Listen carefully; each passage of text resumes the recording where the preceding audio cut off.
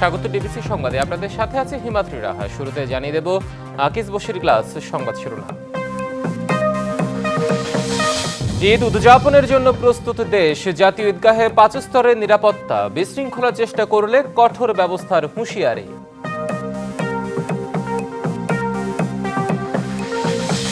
Saudi আরবের সাথে মিল রেখে দেশের কয়েক জায়গায় হচ্ছে ঈদ উদযাপন। জামায়াতে শান্তি ও কল্যাণ কামনা।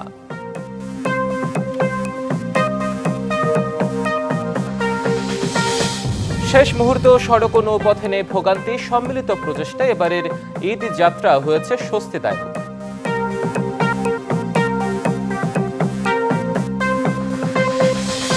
কোনো কারণেই নির্বাচন পেছানোর ফল ভালো হবে না, মন্তব্য মির্জা ফখরুলের। সুনির্দিষ্ট রোডম্যাপ দিলে অনেক সংকট কমে যাবে।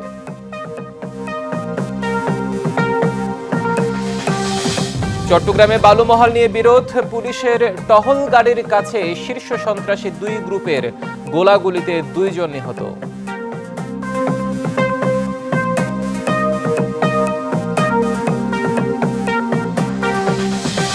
এবং ভূমিকম্পে বিধ্বস্ত মিয়ানমারে দীর্ঘ হচ্ছে মরদেহের সারি। খাবার ও পানির তীব্র সংকট।